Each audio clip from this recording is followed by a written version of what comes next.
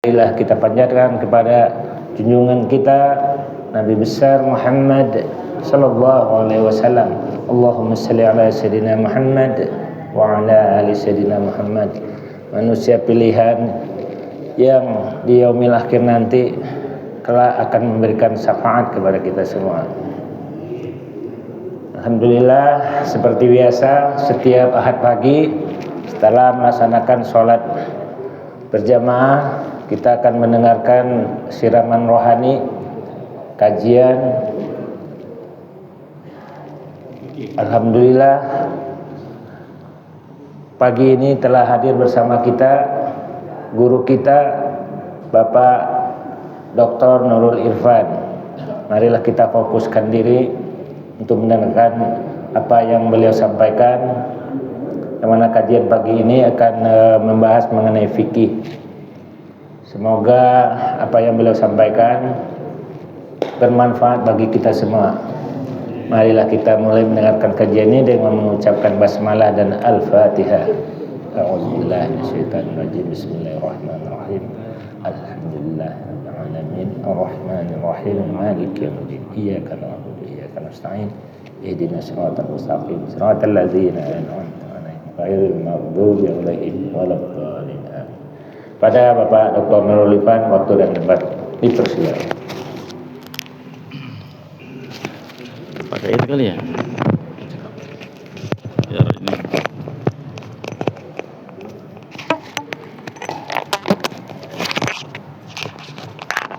Assalamualaikum warahmatullahi wabarakatuh. Bismillahirrahmanirrahim. Alhamdulillahirabbil alamin. Allahumma shalli wa sallim wa barik ala sayyidina Muhammadin wa ala alihi wa sahbihi ajma'in, amma ba'du. Para jamaah, Bapak dan Ibu, wabil khusus Ketua DKM yang tadi malam tanpa direncanakan tiba-tiba ketemu Pak Haji Rusdi. Di mana beliau? Saya kaget karena beliau kok tiba-tiba ada di Masjid Baitul Quran. Ternyata masjid ini memang masjid termasuk masjid yang terbagus di Tangerang Selatan. Kalau sholat di situ enak, ya, karena udaranya segar gitu ya. Yang segar lagi banyak mahasiswinya. Nah, jadi saya mengajar di situ, walaupun saya tidak faham sekali tentang hukum waris, tapi pengantar hukum waris dan memperkenalkan kompilasi hukum Islam semalam di sana. Kok tiba-tiba ada Pak Rusdi, dan saya mempunyai judul ceramah pagi ini ya L4 gitu ya. L4 itu lu lagi. Karena hari Jumat saya semalam ketemu beliau, sekarang saya lagi. Tapi memang gilirannya begitu ya, itu nasib. Ya. Lah, kajian pagi ini sederhana karena hanya berjudul alladzi yuhramu bil hadats. Jadi beberapa hal yang diharamkan, yang dilarang ketika orang sedang punya hadas. Hadas itu dua macam, hadas besar dan hadas kecil. Waktu dulu belum ngaji, saya pikir hadas besar itu buang air besar, hadas kecil itu buang air kecil. Ternyata enggak. Ya, hadas besar itu ya ada beberapa yang menyebabkan orang harus mandi besar gitu ya. Tapi kalau lupa ya nggak masalah, karena suatu saat pernah sholat subuh menjadi imam, begitu pulang loh, kok orang sebelah kok pakai anduk gitu lah. Saya ternyata belum mandi gitu. Ini begini, ini imamnya nggak sah, tapi makmumnya tetap sah. Makmum nggak akan ada hubungannya dengan imam yang tadi sholat tanpa mandi jinabat gitu. Jadi pernah suatu saat begitu, barangkali bapak-bapak pernah tapi nggak ngaku aja gitu.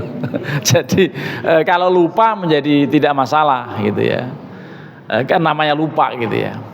Lah ini dalam uraian kitab yang saya bawa ya, ini kitab yang dirangkum ini dari ulama-ulama di Yaman dan sekarang menjadi rujukan di berbagai tempat, At-Taqriratus Sadidah fil Masailil Mufidah. Kitab itu ada 2 jilid ya. al hadatsu huwa amrun i'tibariyun yaqumu bil badan yamna'u sihhatas shalah haitsu la murakhkhasa wa huwa ithnani. Jadi yang namanya hadas itu pokoknya sesuatu yang tidak terlihat tetapi statusnya menjadi tidak diperbolehkan sholat.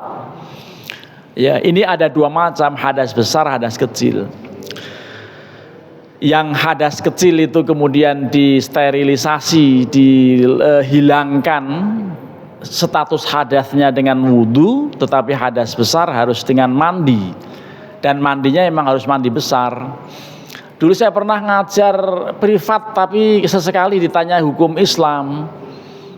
Ini seorang janda, Pak, janda dulu ya. Ada janda nanya, menarik sekali pertanyaannya, dan saya kaget. Selama ini katanya, karena dia bilang begini, dulu Pak, waktu saya masih punya suami, ya gitu, kalimatnya itu. Waktu saya masih punya suami, Pak, kalau setiap habis jinabat saya ke salon, Pak. Loh, kenapa? Keramas. Loh, keramas di salon itu ngapain? Itu cuma ucuk-ucuk di ini kayak ya lah bagaimana? Dia pikir keramas di salon itu cukup. Lah, yang namanya mandi besar jinabat ini nggak bisa begitu. Saya terangkan, lu mandi besar itu ya harus betul-betul semua sekujur tubuh kena air dan bukan dikeramasin rambutnya doang gitu. Ini ya pikir keramas di salon itu selesai itu. Itu menunjukkan bahwa ilmu fikih itu penting. Ada orang yang punya anggapan begitu. Aneh juga ya, karenanya saya menjadi ingat waktu ngaji kecil itu disebutkan dalam satu syair bahwa tafaqqah fa innal fiqha afdalu qaidi ilal birri wat taqwa wa a'dalu qasidi. Belajarlah fikih. Fikih itu menjadi petunjuk guide yang paling bagus, yang paling tepat, yang paling afdol gitu ya. Wa a'dalu qasidi, dan menjadi tujuan yang paling lempeng. Kemana tujuannya? Ilal birri wa taqwa, untuk melakukan kebaikan dan ketakwaan. Jadi orang tidak mungkin bisa berbuat baik kaitan dengan ibadah, tidak juga mungkin bisa menjadi orang yang bertakwa kalau nggak paham fikih. Nah, jadi fikih ini walaupun sederhana tapi penting. Jadi kalau kemudian di sisi sana ada namanya usul fikih, di sebelah sini ada fikih, kita yang praktis belajar fikih. Kalau belajar fikih itu ibarat orang mau makan ya di warung yang sudah jadi, apa di warung Padang, apa di warung Sunda, atau di warung Tegal gitu, tinggal makan, tinggal milih, menunya sudah ada macam-macam. Tapi kalau usul fikih itu kita belanja ke tukang sayur, ada bumbunya, bumbu ini segala macam, untuk mau dimasak rendang, mau dimasak opor, mau di sayur asam atau sayur lodeh, macam-macam itu harus tahu tuh formulasinya, komposisinya, dan menunya, atau mau masak apa lah. Kalau usul fikih memang perlu keterampilan, karena pertama harus paham Al-Quran, paham hadis, termasuk harus mengerti bahasa Arab, dan seterusnya itu nanti bisa menjadi mufti, memberi petua, memberi fatwa gitu ya. Itu usul fiqh. Jadi katanya tingkatan Kiai Azhar nih yang sudah memahami usul fiqh. Tapi orang awam yang penting fikih aja. Bahan jadinya tinggal konsumsi. Ya, tinggal konsumsi. Lah karenanya ini bagian dari fikih itu tadi soal hadas. Lalu yang hadas besar tadi harus dengan mandi, dan mandinya betul-betul. Sampai dalam satu kitab, saya masih ingat pernyataannya, dalam kitab Riyadul Badi'ah. Walaupun memang kalau kita jalankan kadang-kadang menjadi agak berat, tapi dikatakan wajib di sana. Ada pernyataan begini, wayajibu lil mughtasili ayyata asyara hatta tangfatiha halqatu duburihi liwusulil ma'i ilaihi gitu. Orang yang sedang mandi wajib itu wajib dalam prosesi mandi untuk ngeden. Tujuannya apa? Supaya lipet-lipetan dubur itu bisa kena air, bisa sedikit terbuka gitu. Kalau tidak dilakukan, itu berarti nggak sah. Wah, itu berarti kan memang harus betul-betul air kemana-mana. Ini lipet-lipetan kuping harus kena semuanya, dan tidak harus pakai sabun. Kalau memang nggak ada ya, yang penting kena air. Airnya harus air yang ngalir. Kalau air yang ngalir itu insya Allah besar itu air itu. Karena setiap air ngalir itu akan berhubungan dengan toren yang di atas, toren nyambung terus ke sumur, itu kan terus itu, nggak ada yang jeda udara. Itu kalau waktu mandi di bak kecil, lalu dikhawatirkan karena cepretan kita mandi, caranya supaya cukup dan tidak mengandung air mustakmal, grojokin terus tuh ininya tuh, kerannya itu, kan nyambung tuh berarti paralel kan. Bak dengan pralonnya kemudian nyambung ke toren, nyambung lagi ke sumur, itu kan terus nyambung tuh air itulah. Dengan begitu tidak terkena kena air mustakmal karena kecil, karena sedikit. Itu nanti bagian dari cara. Karena kadang-kadang bak mandi kita kan sama, kadang kita berdiri, kadang mungkin duduk tapi atau jongkok gitu, tapi rawan berpotensi kita kena cipratan lagi. Nah, tapi karena kalau dikocorin airnya terus, itu terus nyambung dengan air yang banyak karena akan nyambung dengan sumbernya. Nah ini teknis-teknis yang kadang-kadang menjalankannya tidak seteliti orang-orang kena air mustakmal. Kalau di pesantren-pesantren zaman dulu jorok juga itu, kolam gitu gede. Saya masih ketemu kolam gini di Cakung, kemarin saya ke Cakung, itu masjid di Jakarta tapi masih ada yang kubangan gitu.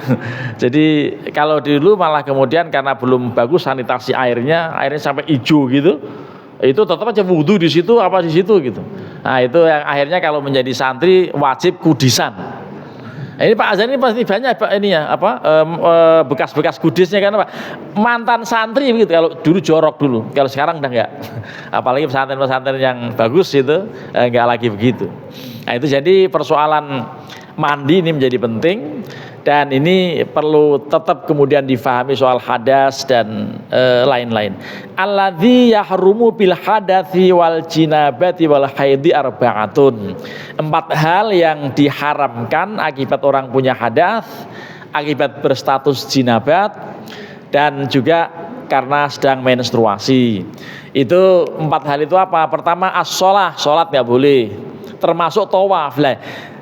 Kalau tawaf menjadi persoalan karena waktunya terbatas, harus tawaf ifadah dalam waktu yang sangat mepet dan harus berdesakan, sehingga ada antisipasi untuk ditunda kalau lagi menstruasi. Itu problem tersendiri, tapi sekarang udah pada paham lah soal itu.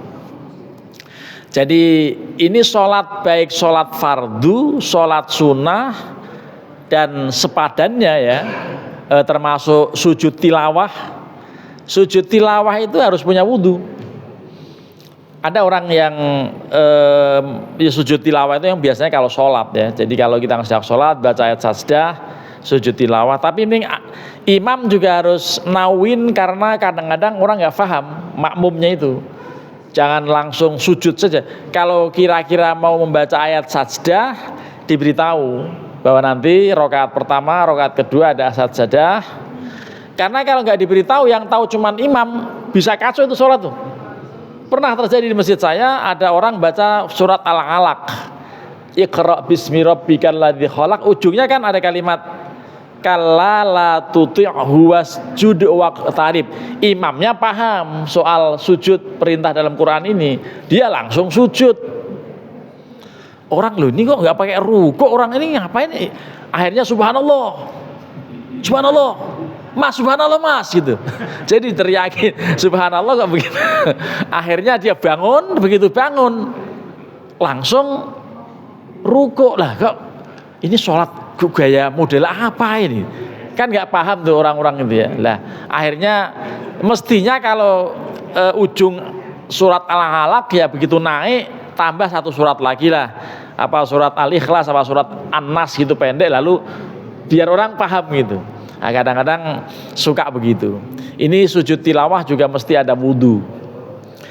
Tapi di sini tidak disebutkan sujud syukur ya. Tapi ada sujud syukur, wa sujudu syukri. Lagi bisa berhasil memasukkan bola, itu pemain bola sujud syukur. Lah dia mungkin batal punya wudhu ya. Jadi sujud syukur yang dilakukan oleh pemain bola di lapangan kelihatan Islam banget gitu, tapi malah salah itu. Karena apa? Jangan-jangan dia nggak punya wudu, habis kencing gitu ya, habis kencing nggak wudu sujud syukur.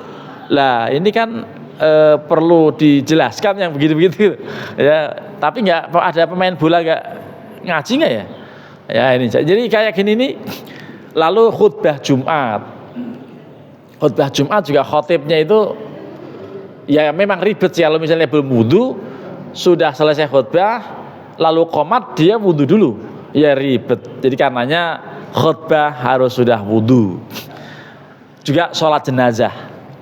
Untuk yang terakhir ini tentang kewajiban wudu untuk sholat jenazah, ada pendapat Imam Romli. Memang kata beliau kalau memang niatnya hanya mendoakan, ya terpaksa tidak punya wudu gitu, sudah dimulai, udah ikut aja ikut.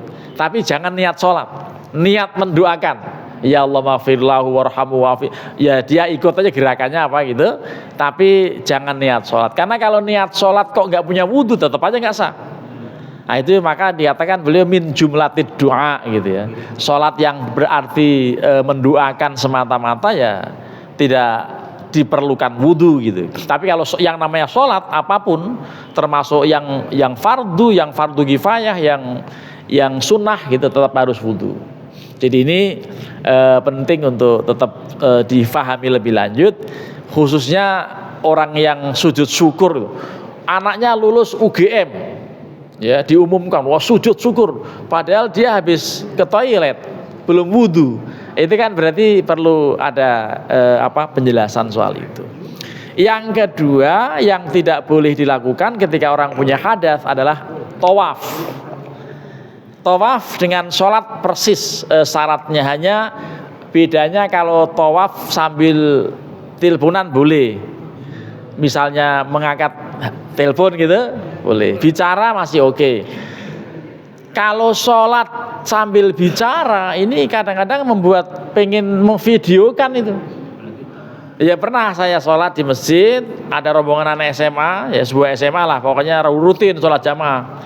Itu ada 3 kelompok diskusi waktu jamaah. Nah saya masbuk, ini sholat sambil ngobrol-ngobrol itu. Nah ini saya video ini. Ini sholat anak SMA ngobrol. Nah jadi karena nggak paham atau karena emang ya namanya anak gitu ya. Tapi anak SMA ya masalahnya itu. Itu sudah nggak sepantasnya sholat sambil ngobrol. Jadi itu termasuk ya tawaf itu mesti punya wudu. Bedanya kalau kalau tawaf boleh bicara, tapi kalau sholat sama sekali tidak boleh ada pembicaraan. Kalau ada kita sedang sholat ada tamu, assalamualaikum, ya cuekin aja. Kalau kita memungkinkan baca keras, Allahu Akbar gitu, biar dia dengar, ya boleh ya. Sambil ngasih tahu bahwa dia harus menunggu, jangan salam-salam terus. Tapi kalau ada orang yang mengerti dia sedang sholat kok salam, itu malah dilarang. Jadi jangan ganggu orang gitu loh. Ya, ada orang sholat dikasih salam. Lalu ini ikhtilaf memang, tapi sebaiknya kita ini kalau sudah ahli ibadah seperti ini, waktu membawa mushaf, ya yang ketiga ini, waktu membawa mushaf Al-Quran yang berupa mushaf ya, itu juga mesti punya wudu. Bahkan dikatakan al-muradu bil mushaf, yang dimaksudkan mushaf itu adalah maku tiba fihi Qur'anun walau ba'du ayatin. Ini beliau ya ulama-ulama Syafi'iyah, yang namanya Quran itu sesuatu yang dituliskan Al-Quran walaupun sebagian ayat. Ini agak ketat juga ini. Kadang-kadang kita lagi beli gorengan, bungkusnya itu ada ayat Quran di situ, malah surat Yasin lagi. Wah kacau ini. Surat Yasin buat bungkus gorengan tuh, menghina banget itu. Nah, jadi karena kadang-kadang begitu, termasuk memperlakukan mushaf walaupun hanya sobekan gitu, itu sampai kalau zaman dahulu ulama-ulama apik ya, ini jangan dilangkai, juga jangan diinjek, yang paling pas dibakar. Nah, dibakar pun abunya kalau bisa dilarutkan di air yang ngalir atau ditimbun, dipendem. Itu kayak sampai begitu. perlakuan kita terhadap mushaf, karena emang ya begitulah. Kalau ulama-ulama dulu sangat api lah. Sekarang anak sekolah bawa mushaf begini, tenteng begini aja lah, itu menghina. Harusnya begini. Dan jangan sampai di bawah dari pusat kita atau di bawah anggota tubuh kita. Karena apa? Menghumat. Ada juga orang tadarus Quran taruh di bawah. Itu kurang adab. Jadi kalau Al-Quran jangan taruh di bawah. Ada ininya nih, ada lekarnya kan? Itu di bawah itu ada lekar yang bisa untuk meletakkan Al-Quran waktu dibaca, waktu tidak dibaca gitu. Jadi saya juga kemarin karena tertarik ini beli di rumah itu ada Quran yang, tapi saya cari-cari yang 4 halaman, nggak tahu cari di mana itu. Cakep banget nih. Nah ini yang 4 halaman tuh bisa enak tuh buat tadarusan, buat sambil sholat gitu. Tahu-tahu sudah dapat 1 mushaf gitu. Karena terus ya di dalam membacanya itu. Itu menyentuh Al-Quran pun sebaiknya wudu. Malah kalau orang-orang dulu setiap Quran di sampulnya ditulis, Mas ya, la yamassuhu illal mutahharun. Tidak selayaknya menyentuh Quran ini kecuali orang yang sudah berwudu, yang suci. Tapi orang bilang suci ini maksudnya para malaikat, bukan orang katanya. Nggak usah, kalau orang menyentuh nggak apa-apa nih, katanya begitu. Ya nggak perlu wudu lah, memang orang bantah itu ya, orang ngeyel itu. Suruh wudu masih bantah begitu, karena mutahharun bukan orang katanya. Dan ini hu itu kepada mushaf yang dalam Lauh Mahfuz, tidak tersentuh siapa-siapa kecuali malaikat katanya begitu. Sehingga orang tanpa wudu ya biarin. Lah itu kok kurang adab. Apalagi Quran yang jatuh. Kalau zaman dulu sampai 7 kali di atas kepala itu. Ya, supaya apa? Supaya kita punya sikap ta'zim kepada Al-Qur'an gitu ya. Jadi yang keempat termasuk kalau tadi masun saja menyentuh itu sudah dilarang karena tidak punya wudu. Yang keempat hamlul mushaf, membawa mushaf. Itu dikatakan la yajuzu hamluhu lil balighi illa idza kana ma'al mata' fa fi arba'u halatin. Jadi kalau dia semata-mata tas tertentu hanya untuk membawa Al-Qur'an semata, tidak diperkenankan. Tetapi kalau bersama Al-Qur'an ada buku-buku yang lain, ya ada barang-barang lain, itu nggak apa-apa karena niatnya bawa barang, diantaranya mushaf Quran. Ini termasuk cara memperlakukan Al-Quran. Ya, di samping dibaca, direnungi, diamalkan, juga memperlakukannya itu. Jangan-jangan orang yang sembarangan memperlakukan mushaf Al-Quran itu kemudian termasuk yang Al-Qur'anu laka au alaika itu. Quran itu bisa menolong kamu tapi juga bisa menjerumuskan kamu. Ada hadis begitu. Makanya doa yang sering kita lantunkan itu waj'alhu lana hujjatan ya rabbal alamin. Jadi ij'al lana bukan ij'al alaina. Jadi jadikan ya Allah Al-Qur'an menjadi pembela kami nanti di akhirat. Kalau sering dibaca, diperlakukan dengan baik gitu. Itu adab. Ya, kemudian ini ada perincian terkait dengan membawa Al-Qur'an ya, membawa Al-Qur'an, mushaf Al-Qur'an itu pertama tarotan yaksidul mushaf faqat falayajuz. Kalau mushaf ini dicampur dengan buku-buku lain yang dalam tas, kok orang itu niat membawa Al-Qur'an menjadi nggak boleh. Kalau hanya membaca Quran saja, walaupun nyampur dengan barang lain. Tapi yang kedua, tarotan yaksidul mata faqat fayajuz. Tapi kalau dia niatnya saya pokoknya mau bawa barang-barang, ya tidak membawa Al-Qur'an gitu ya. Walaupun ada Quran juga di dalamnya, itu boleh. Sampai kayak begitu. Yang ketiga, yaksiduhuma falayajuzu inda Ibnu Hajar. Ini saking telitinya para ulama itu, niat membawa barang-barang yang juga niat membawa Al-Qur'an. Dalam kondisi seperti ini, menurut Ibnu Hajar Al-Haytami, ahli fikih, ini nggak boleh, tetap nggak boleh. Kalau sampai niatnya itu membawa tas yang ada Quran dan ada barang-barang lain, saya niat membawa Quran, membawa barang lain, yang begitu itu sudah nggak boleh. Tapi Imam Romli memang agak sedikit longgar, kata beliau nggak apa-apa kalau begitu, kan ada barang yang lain gitu. Karena Imam Romli tadi yang mengatakan orang kalau terpaksa nggak ada wudhu kok pengen ngeriung, pengen nyambung dengan orang yang sholat jenazah, silakan. Tapi niatnya mendoakan. Jadi beliau ada pendapat yang agak ringan lah gitu. Jadi ini bagian dari yang perlu untuk kita sampaikan. Yang keempat dikatakan tarotan la yaksidu ihdahuma ayat laqa fala yajuzu kadzalika inda Ibnu Hajar khilafan li Romli. Jadi mirip dengan yang ini yang keempat ya, memang begitu. Jadi artinya niat membawanya itu mushaf semata-mata atau juga dengan barang-barang yang lain. Lalu ini masih dilanjutkan lagi dengan soal pembahasan soal ini ya, bahwa masailu fi masil mushaf wa hamlihi. Ini terkait dengan menyentuh Al-Qur'an, menyentuh mushaf Al-Qur'an dan membawanya. Ya. Ini kalau misalnya ada yang kedengarannya aneh gitu ya, berarti selama ini memperlakukan Al-Qur'an seperti buku biasa. Kalau mendengar informasi ini aneh gitu ya. Jadi ya juzu hamlul mushafi wa massuhu lisobiyil mumayyizi lidirasah faqat. Jadi kalau anak kecil sedang belajar di TPA, di tempat mengaji Al-Qur'an gitu, boleh dia bawa mushaf ya. Tetapi untuk anak yang memang keperluannya itu gitu ya. Inda Ibnu Hajar wa Romli wa yajuzu inda mahromatin walau bi li ghairi dirasah, dan juga boleh selain tujuan untuk dirasa, untuk belajar.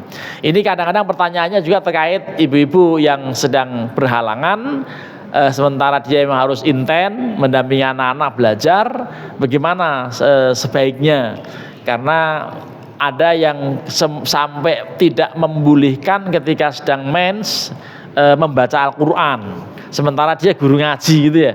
Nah, itu kemudian ada antara lain solusinya bahwa tidak boleh menyentuh mengucapkannya, tapi niatnya niat dzikir, jangan niat baca Al-Qur'an gitu. Termasuk rutinitas yang kita baca sebelum tidur kan, baca ayat kursi misalnya, atau Al-Ikhlas, Al-Falaq, An-Nas. Sedang menstruasi kan nggak boleh baca Quran, niatlah berzikir, bukan niat membaca Al-Quran. Jadi seperti itu antara lain penjelasannya. Lalu ada jildul mushaf la yajuzu massuhu wala hamlu. Ini sekedar bungkusnya itu ya, covernya, cover Al-Qur'an pun sudah tidak boleh menyentuh. Ya karena apa? Karena dalam rangka ta'zim sebetulnya, bukan karena mempersulit ajaran agama, tapi ta'zim kepada Al-Qur'an sebetulnya. Ya ta'zim pada Al-Qur'an ya, karena itu kalamullah. Lalu yang ketiga julidal mushafu ma ghairihi fayahrum masuhu. Jadi Al-Qur'an yang dicampur dengan tulisan lain, dalam hal ini biasanya ya tulisan terjemah.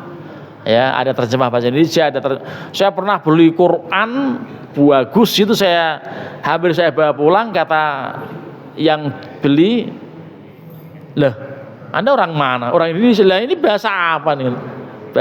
Ternyata bukan bahasa Indonesia gitu terjemahannya, bahasa Urdu lah. Kok begini? Ini saya pikir jadi itu kemudian kalau begitu nanti ada perincian, kira-kira huruf selain Arab itu lebih banyak atau lebih sedikit. Kalau lebih banyak itu boleh, itu sampai kayak begitu penjelasan para ulama itu tentang menyentuh Al-Qur'an. Ini judulnya mengenai yang berhadas, apa yang dilarang, termasuk menyentuh dan membawa Al-Qur'an. Ini demikian detailnya para ulama memberi tahu soal hal ini. Lalu ya juzu lil muhdithi ayyahmilal Qur'ana lid darurah idza lam yatamakkan minat tayammum ka'an khafa alaihi minal ihtiraq abil ihanah bal yajibu alaihi dzalika. Ini solusi yang paling bijak, bahwa orang yang sedang berhadas misalnya Al-Qur'an itu berserakan, misalnya di bak sampah mau dibakar gitu, orang nggak ngerti, itu boleh itu untuk mengamankan kedaruratan atau di tangan orang yang nggak mengerti. Saya pernah ini kasus, ada di belakang rumah saya itu sekolahan cukup keren, lalu ada OB yang diminta untuk mengangkut barang-barang, ternyata salah angkut, mau dibakar. Di antara barangnya itu adalah mushaf-mushaf Al-Qur'an. Nah, itu sampai kemudian ketahuan atau diketahui oleh seorang amil di situ, lalu diambil, dan kemudian Pak Amil itu tanya dalam satu kajian sama saya, dia menyebut nama sekolahan itu lagi. Lah saya menjelaskan, oh sudah, mana itu live lagi kan, orang langsung minta maaf datang, kalau enggak nanti bisa viral, bisa persoalan itu, bisa penodaan agama itu kalau dimaksudkan itu ya. Oleh karenanya kemudian langsung saya take down video itu, dan akhirnya aman gitu ya. Karena kalau sudah memperlakukan begitu, orang yang nggak sholat biasa ikut marah itu kalau udah soal begitu ya, kalau ada niatan gitu. Jadi sampai dulu ada pejabat ini masuk ke wilayah penyidikan juga itu, pejabat asal dari sebuah tempat gitu ya, di sebuah tempat juga, ini kanwil lagi itu bersumpah nginjek Al-Qur'an ya. Ngomong sama istrinya itu, sumpah, saya berani bersumpah nginjak Al-Qur'an, tidak mau selingkuh lagi, begitu. Itu dipaksa ngomong sama istrinya. Lah video asli, video yang beredar tidak ada pemaksaan, itu dipotong. Itu akhirnya saya disodori oleh Polda, ini Pak asli videonya begitu. Oh kalau begini sih enggak, yang kena justru yang paksa ini gitu. Jadi tidak masuk unsur pidana karena apa? Dipaksa oleh istrinya supaya nginjek Al-Qur'an bahwa saya tidak akan selingkuh lagi, lah begitu amat.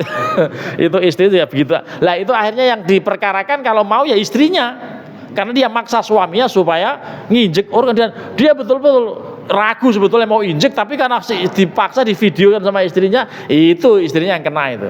Ibu jangan ditiru Bu, bisa masuk buih itu.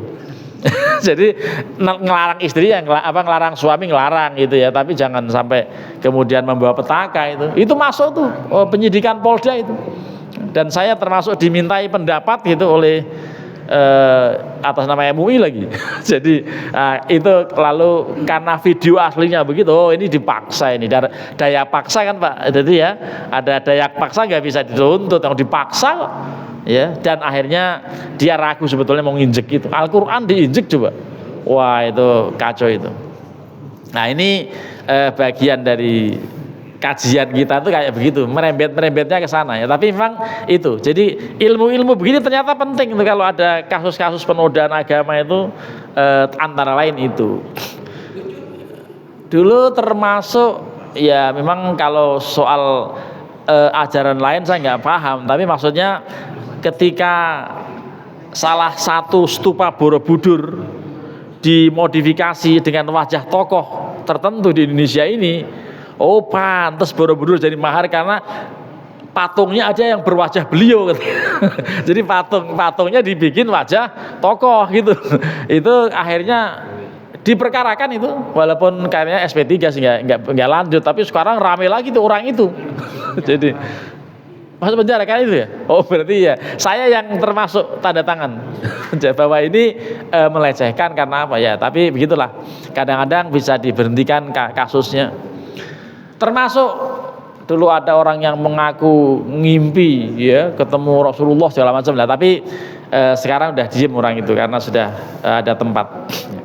Lah yang berikutnya, idza kana Qur'anun wa tafsirun fi kitabin wahidin fayajuzu masuhu wa hamluhu idza kanat hurufut tafsir aktsar min hurufil Qur'an. Jadi ini campuran, ada Qur'an, ada tafsirnya, ada artinya, yang disinyalir atau diperkirakan jumlah huruf yang non Qur'an itu lebih banyak, boleh itu dibawa-bawa. Jadi saking pentingnya untuk mentakdimkan Qur'an itu sampai begitu pembahasannya itu. Jadi memang detail para ulama memberitahu soal ini. Lalu ya juzudil muhdithi qalbu waraqil mushaf bi'udin. Jadi sampai lucu ya. Jadi kalau kita sedang hadas sementara kita lagi ngajari orang lain atau itu, lalu kita nggak boleh nyentuh, boleh membukanya pakai stick. Kayak begitu, aneh juga ya, kelihatan aneh gitu. Jadi pakai stick lah, kok begini-begini amat nih, nggak boleh nyentuh gitu. Emang kalau itu nggak nyetrum apa? Nah, jadi dikaji model seperti itu. Jadi membalik Quran dengan kayu, bukan dengan tangannya gitu. Fayuhramu walau lafu alaihi khirqah. Jadi walaupun hanya secuil kertas itu, tetap kalau ada mushafnya nggak boleh nyentuh. Kan ini agak ketat juga yang begini. Tapi tadi yang menarik, kalau kedaruratan ya, karena misalnya hal tertentu akhirnya harus diselamatkan ya, nggak ada masalah. Ya, kemudian yahrumu masun wa hamlu ila qatil mushaf au kharitihi au sunduqi. Jadi ini agak lebih sih, tapi memang disebutkan tasnya, kotaknya, semua yang kaitan ini tidak boleh disentuh. Ya ribet amat begini ya. Jadi ya nggak usah terlalu yang ribet-ribet lah. Tapi bahwa ini dibahas disampaikan seperti itu. Baik, ini bagian dari akhir kajian kita, bahwa alladzi yahrumu bil jinabati wal haidi ma'an ithnani dan seterusnya. Ini termasuk berdiam diri di masjid ketika orang sedang jinabah, sedang haid, tidak diperkenankan. Jadi harus di luaran gitu. Ini kan ini yang dikatakan masjid ya, kita ini yang di dalam ini. Kalau yang di luar-luar tempat kita ngopi itu tampaknya masih oke. Itu kan tidak termasuk ruang utama gitu ya. Kalau dalam bahasa Jawa dikatakan serambi, atau serambi juga bahasa Indonesia ya. Pokoknya yang di luar gitulah, itu masih oke. Sekalipun mens boleh. Teras masjidnya gitu ya. Jadi itu masih nggak apa-apa. Lalu membaca Al-Quran dengan niat membaca itu juga diharamkan bagi yang sedang menstruasi, termasuk yang sedang junub. Lah persoalannya lagi junub ada bacaan Quran itu. Ini jangan-jangan bapak-bapak nggak tahu ya. Lagi junub dan lagi pas klimaksnya itu ada anjuran membaca ini. Alhamdulillahilladzi khalaqa minal ma'i basyaron faja'alahu nasaban wa sihra wa kana rabbuka qadira, begitu. Itu ayat Quran tuh. Yang artinya segala puji bagi Allah yang telah menciptakan manusia dari air, ya, itu relevan memang. Ya, tapi kata pengarang kitab itu ini dibaca dalam hati, katanya begitu. Bukan dilafadzkan, karena apa? Sedang jinabat. Gitu. Malah sedang ininya, sedang inti-intinya gitu. Nah, itu membaca itu zikirnya itu. Tapi kadang-kadang orang nggak pakai zikir, yang penting jadi. Nah, itu persoalan lagi itu. Terima kasih, saya kembalikan pada pembawa acara. Barangkali ada yang mau menanggapi. Kalau ada ya berarti laku jualan saya. Silakan Pak. Menarik sekali.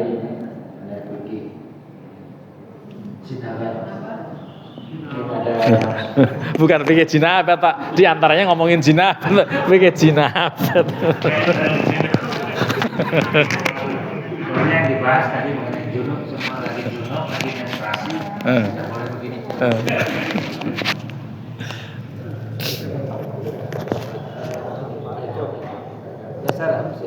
Oh, Pak Andro. Ini Pak pakai ini Pak, digandengin Pak. Dekat sini aja Pak. Nah, biar nyambung. Yang ringan-ringan aja. Alhamdulillah. Assalamualaikum warahmatullahi wabarakatuh. Pak Ustadz nanya Pak, kalau lagi tawaf keliling Ka'bah berdesak-desakan dan tempat wudhu itu jauh, terus orang itu kentut, itu bagaimana Pak tawafnya itu Pak? Padahal mau untuk tayamun aja nggak bisa karena berjejal-jejal sekali. Tempat wudhu jauh, kalau wudhu terus kemudian tawafnya ketinggalan. Terima kasih Pak. Assalamualaikum warahmatullahi wabarakatuh. Hah? Oh, ulangi lagi. Sudah. Sudah cukup. Insya Allah Pak Indra saya paham. Kasih.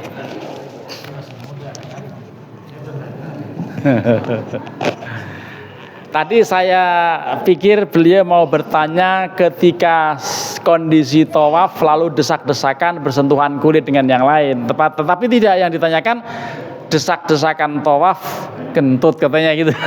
Lah bagaimana? Lah kalau kentut nggak ada toleransi Pak, walaupun kecil cuman gitu ya tetap aja batal.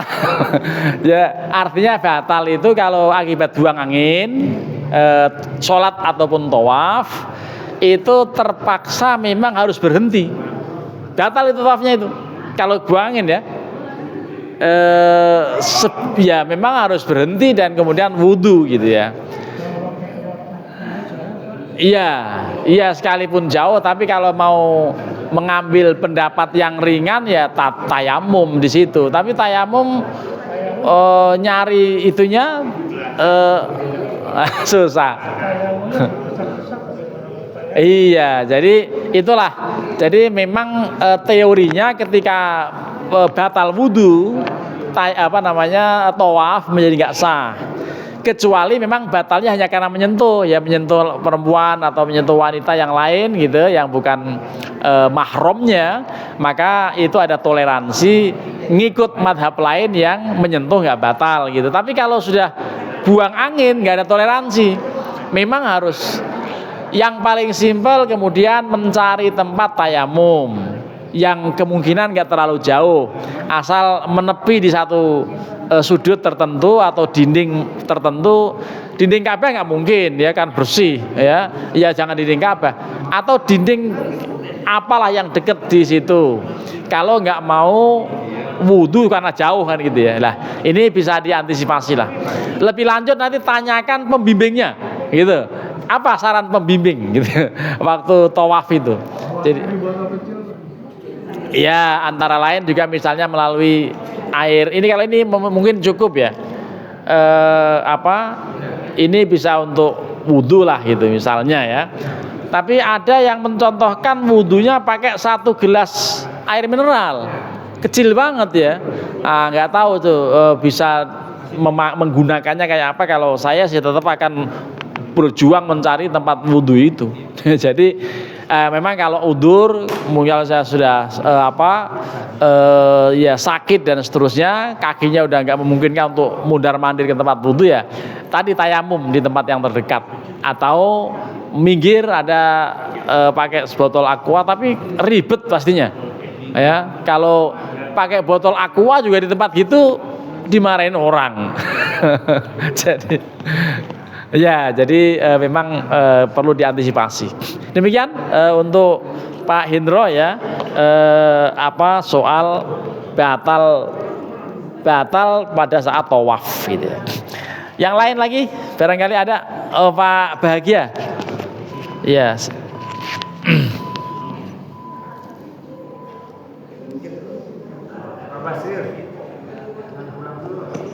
Iya, sebetulnya ini biar enak nih Pak. Pak, maju Pak, biar masuk kursi Pak. Cukup. Iya, nanti saya ulang mau tanyanya kalau itu. Silakan Pak. Assalamualaikum warahmatullahi wabarakatuh. Waalaikumsalam warahmatullahi wabarakatuh. Mohon sedikit yang pertama, bagaimana kita memperlakukan HP kita. Di dalamnya potensial ini ada ayat Al-Quran. Kadang kita masuk WC, kadang kita menaruh dia begitu aja, kemudian di lantai dan sebagainya. Ini pertama, dan kami kedua, kadang-kadang kita lihat ada ayat Al-Quran diterapkan, katakan contoh di belakang mobil, di kaca. Pertama letak dia di belakang kita, yang kedua dia bisa terkena entah apa lumpur dan sebagainya. Kalau seperti itu bagaimana hukumnya itu? Kemudian ketiga, kadang ada di antara kita terlihat orang membawakan ayat Al-Quran, kemudian membacakan baik dia petikan ataupun ayat Al-Quran itu seolah-olah mengindonesiakan membaca Al-Quran itu. Jadi tidak menggunakan tajwid yang jelas. Tapi itu adalah Al-Quran, itu ayat Al-Quran. Jadi hukumnya bagaimana? Apakah dia harus membaca sesuai tajwid, walaupun dia ingin cepat, tapi ini mengindonesiakan bacaan Al-Quran itu seolah-olah ya. Demikian, karena komik panjang pendek sudah tidak jelas. Ada ikhfa dan sebagainya tidak jelas. Ini hukumnya bagaimana? Demikian, terima kasih. Assalamualaikum warahmatullahi wabarakatuh. Waalaikumsalam warahmatullahi wabarakatuh. Pertama tentang HP yang di dalamnya ada aplikasi Al-Quran. Pada saat kita mau ke toilet kok menaruh HP di luar, insya Allah hilang. Jadi tampaknya tidak perlu kemudian ditaruh di luar, ya tetap dibawa masuk. Yang penting ketika itu Al-Quran sedang tidak aktif gitu, dinonaktifkan gitu kan, ditutup aplikasi Al-Quran, karena memang HP kan macam-macam ya. Ada Al-Quran, ada hadis, ada video nggak senonoh kan nyampur-nyampur nih dalam HP itu macam-macam gitu. Nah, oleh karenanya niatnya bukan bawa Quran tentunya ketika ke dalam toilet gitu, tapi niatnya tentu yang bawa HP ya. Dan niatnya apa? Minta supaya aman gitu, menyikapi supaya tidak hilang HP-nya kan dibawa juga. Nah, itu yang pertama. Yang kedua terkait dengan soal meletakkan Al-Quran di belakang mobil kita selama bukan di bagian bawah kena kaki segala macam, insya Allah masih termasuk di kantong jok itu masih oke lah ya. Tapi jangan kemudian lagi mentang-mentang mobilnya sendiri ada Quran, wah kemudian ditindihin kaki lah, jangan. Jadi itu nggak sopan. Yang penting tidak ada unsur tahqir, tidak ada unsur menghina gitu ya. Itu insya Allah masih selamat. Ya di belakang bagasi juga masih nggak apa-apa. Yang penting jangan diinjek. Kalau diinjek itu luar biasa itu, bisa kualat dan apalagi memang niat. Kecuali nggak tahu dan seterusnya itu lain hal. Tapi kalau ada niat, apalagi diviralkan itu pasti diprotes banyak orang. Jadi itu nanti bagian dari yang bisa masuk penodaan agama. Lalu terkait dengan pertanyaan Pak Bahagia terakhir, yaitu soal melantunkan Quran dengan bahasa Jawa atau bahasa Indonesia dan tanpa tajwid. Itu yang nggak boleh yang begitu itu.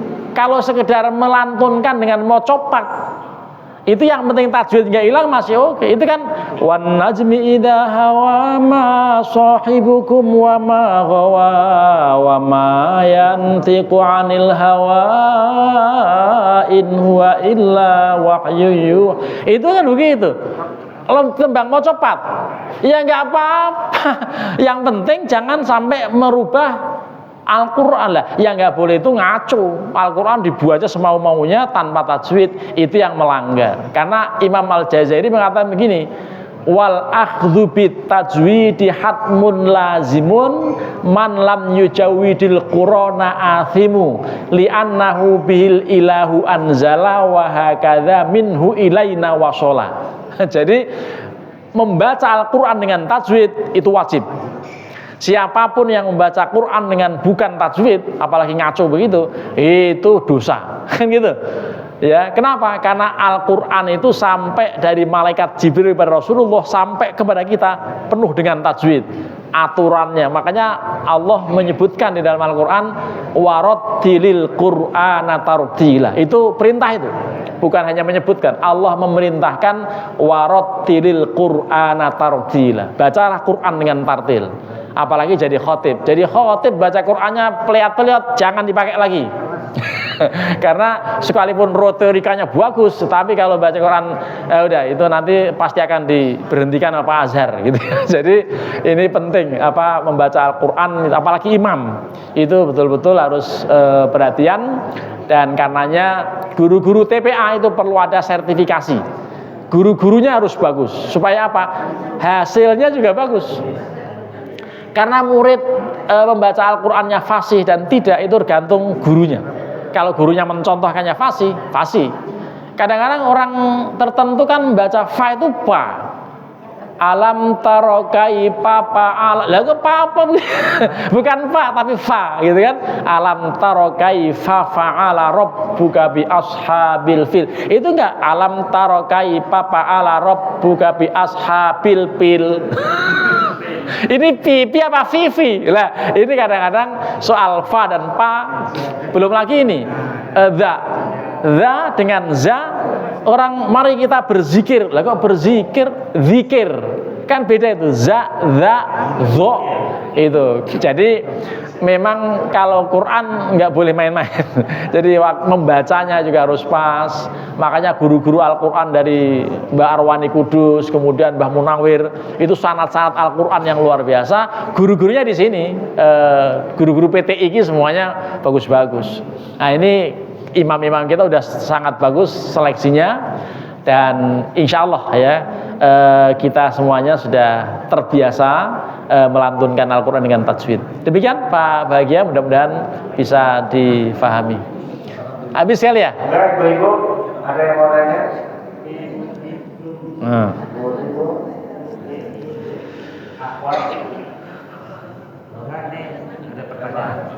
Assalamualaikum warahmatullahi wabarakatuh. Waalaikumsalam. Kan ada ketak, mohon Pak. Biar digandengkan. Ya. Masih terkait HP nih Pak. Kebetulan kita waktu sholat itu kadang-kadang sudah diingatin supaya dimatiin, tapi lupa juga kadang-kadang. Jadi lagi sholat bunyi itu HP. Nah kalau nggak dimatiin ya ganggu. Terus kalau kita matiin, sengaja kita matikan, gimana itu Pak hukumnya? Boleh nggak Pak gitu Pak? Ada jaringnya. Makasih Pak. Iya. Iya. Makasih Pak. Assalamualaikum warahmatullahi wabarakatuh. HP ringtone-nya ini lagi ya dangdut, kadang-kadang goyang dompet. Kalau azan masih mending, itu azan itu ganggu itu. Lah yang baik memang ya kita matiin. Tapi imam lagi berdiri, masih panjang rukuknya, padahal HP di bawah. Padahal kalau kita niat rukuk sambil mau niat matiin HP sudah batal karena mendua. Jadi itu karenanya yang paling pas memang kalau nggak lupa nih paling tidak di silent. Makanya saya kok cenderung nggak pernah dibunyiin HP itu. Kalau untung ya dia telepon ketahuan. Kalau nggak beruntung ya sudah biarin, karena kalau lagi sholat kadang-kadang lupa juga itu. Nah, karenanya kalau ternyata begitu, kadang ringtone-nya agak ngaco tuh, ringtone yang aneh-aneh gitu. Lagi sholat ada ringtone nembang, upomo siramu sekar melati. Lah, sholat ada suara begitu, aduh kacau itu. Suka ada itu. Sayup-sayup lah ini kacau. Makin gede lagi, makin gede makin lama. Lah itu sebaiknya diingatkan kembali. Makanya ada tanda-tanda apa gitu di masjid. Mudah-mudahan kajian kita walaupun ringan, tapi karena ini hari-hari kita bisa menjalankan dengan baik dan benar. Dan mohon maaf kalau ada yang kurang berkenan, ya nanti yang menutup pembawa acara. Saya kembalikan pada pembawa acara, tapi saya mohon untuk menutupnya dulu, ya. Dengan doa. Mari kita akhiri dengan sama-sama membaca doa. Bismillahirrahmanirrahim. Alhamdulillahirabbil alamin. Hamdas syakirin hamdan na'imin. Hamdan yuafi ni'amahu wa yukafi'u mazidah. Ya Rabbana lakal hamdu kama yanbaghi li jalali wajhikal karimi wa 'azimi sultanik. Allahumma ighfir lana dhunubana wa li walidayna warhamhum kama rabbawna shighara. Allahumma ij'alna minal ladzina yastami'una al-qawla fayattabi'una ahsanah.